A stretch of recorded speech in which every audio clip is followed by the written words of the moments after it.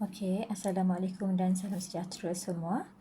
Okey, hari ini cikgu nak terangkan tentang bagaimana cara kamu boleh mengingat untuk ujian anion di dalam tajuk analisis kualitatif garam ya. Baik, di dalam sukatan pelajaran kamu bagi ujian anion hanya terdapat 4 jenis anion yang kamu kena kenal pasti, iaitu yang pertama kita ada ion karbonat. Okey, kita ada ion klorida, ion sulfat dan juga ion nitrat. Baik. Okey, so dalam 4 ion ini terdapat pelbagai bahan yang kita kena gunakan untuk nak menguji kehadiran anion ini di dalam sesuatu larutan garam. Okey. Jadi bila banyak sangat bahan yang nak ditambah, jadi kita kena fikirkan satu caralah untuk kita dapat mengingati bahan-bahan yang diperlukan dalam mengenal pasti anion tersebut. Baik, untuk ion karbonat adalah ion yang paling mudah untuk kita kenal pasti. So dalam ujian anion, okey, bahan utama yang kita gunakan adalah asid. So semua ujian ini menggunakan asid. So sekarang asid apa dan apakah pula bahan yang kedua ataupun ada bahan yang ketiga yang kita perlu tambah di dalam larutan anion tersebut. Baik, untuk ion karbonat seperti juga kata tadi, dia adalah ion yang paling senang untuk kita nak menentukan dia. So kita tambah sahaja apa-apa asid di dalam larutan garam yang mengandungi ion karbonat. Contohnya magnesium karbonat, natrium karbonat. Okey, katalah di dalam tabung uji yang pertama ni kita dah letakkan di dalam dia terdapat larutan yang mengandungi ion karbonat. Okey. So, kita tambahkan dengan apa sahaja asid dekat dalam dia. Kamu boleh gunakan asid hidroklorik, okey, boleh gunakan asid nitrik, okey, ataupun kamu juga boleh gunakan asid sulfurik. Okey, bila kamu tambahkan asid ke dalam larutan yang mengandungi ion karbonat, apakah pemerhatian yang akan kamu dapati? Okey, kamu akan dapati terdapat pemerhatiannya kamu akan dapati terdapat gelembung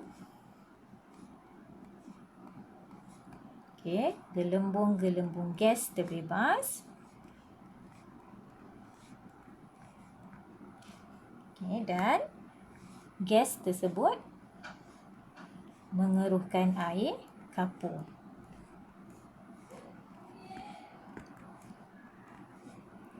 Dah settle. Maksudnya kalau kamu tambahkan saja asid ke dalam larutan yang mengandungi ion karbonat, gelembung gas akan terbebas dan gas tersebut akan mengeruhkan air kapur. Jadi dekat situ kita dah tahu dalam larutan tersebut terdapat ion karbonat. Baik. Untuk ion klorida, ion sulfat dan ion nitrat, dia punya ujian agak berbeza dan menggunakan banyak bahan. Jadi kita kena fikirkan cara macam mana kita nak ingat. So dekat sini kita gunakan apa orang panggil mnemonik, untuk mengingati apakah bahan yang kita perlukan untuk menguji kehadiran ion klorida dan ion klorida, sulfat dan nitrat. So kita gunakan mnemonik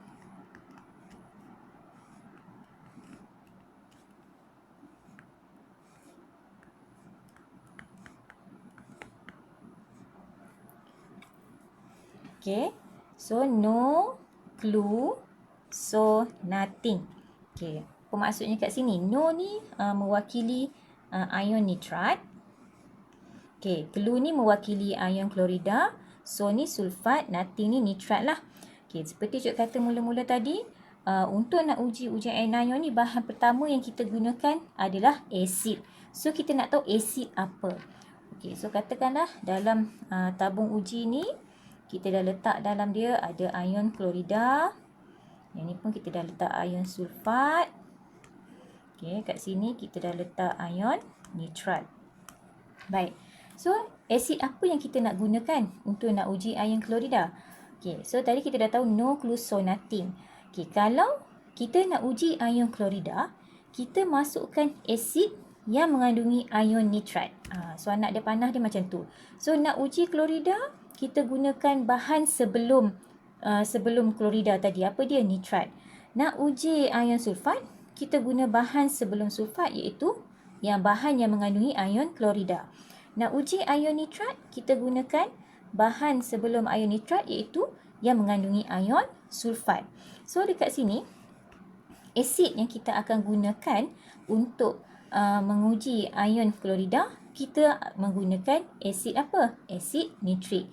So nak tahu apa, nak tambah asid ataupun nak tambah bahan yang kedua tu, kat sini ada satu lagi kaedah nak mengingat. Okay, dekat sini ada buat satu lagi ayat iaitu okay.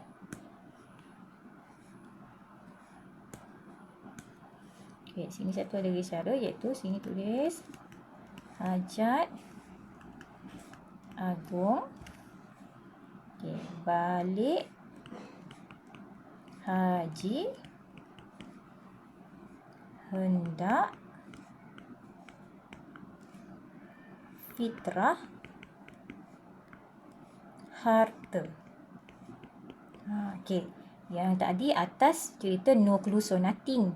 So bawah ni dia cerita lain. Hajat agung balik haji hendak fitrah harta. So yang bawah ni tulisan warna purple ni adalah bahan yang kamu nak tambah ke dalam tabung uji yang mengandungi ion klorida, ion sulfat dan ion nitrat. Okey, hajat ni mewakili hidrogen. Ion hidrogen maksudnya asid. So tadi kita dah tahu nak uji ion klorida kita kena letak bahan yang mengandung asid yang mengandungi ion nitrat. So asid apa kita guna kat sini? Kita guna asid nitrik. Okey, bahan yang kedua, okey, kita gunakan Ag kat sini mewakili argentum. So bahan yang kedua kita masukkan adalah argentum nitrat. Okey, so dah selesai untuk ujian klorida, ion klorida. So apa pemerhatian dia? Okey, dalam tindak balas ini sebenarnya membentuk satu mendakan putih. So pemerhatian dekat sini. Okey. Mendakan putih. Okey, mendakan putih ni sebenarnya kamu menghasilkan sejenis garam tak larut iaitu garam argentum klorida. Jadi tapi untuk pemerhatian kamu tulis mendakan putih je lah. Kalau ditanya apakah inference, inference-nya ialah garam argentum klorida terbentuk. Okey. So dah settle untuk menguji kehadiran ion klorida. So sekarang kita pergi ion sulfat. Okey, ion sulfat, nak uji ion sulfat kita gunakan bahan yang mengandungi ion klorida. So balik haji. Okey, balik haji kita ambil haji dulu. H adalah untuk asid. So asid apa kita nak guna? Kita guna asid hidroklorik. HCl. Okey, bahan yang kedua Ba. Ba ni apa? Barium. Okey, bahan yang kedua adalah barium klorida. Okey, so dah selesai. Okey, jadi kamu ada garam yang mengandung ion sulfat di dalam tabung uji, kemudian kamu masukkan asid hidroklorik dan juga kamu masukkan barium klorida. Okey, di sini apa pemerhatian dia? Pemerhatiannya sama juga, dia akan menghasilkan mendakan putih.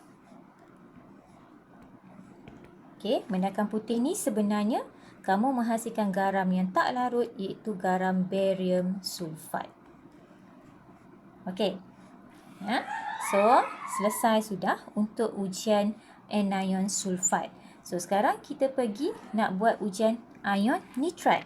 Okey, tadi hajat agung balik haji hendak fitrah harta. So, kita mulakan dengan H yang bawah. So, nak uji ion nitrat mesti menggunakan bahan yang mengandungi ion sulfat. So, kita gunakan asid sulfurik. Okey. Okey, kita gunakan asid sulfurik. H2SO4. Okey, lepas tu kita tambah F fitrah ni adalah untuk ferrum. Jadi ferrum apa? Ferrum sulfat. Okey, ferrum 2 ya. Okey, dan satu lagi asid juga, asid sulfuric juga. H2SO. Sorry. Padam ni. Alamak, terpadam pula sekali dengan dia punya tu.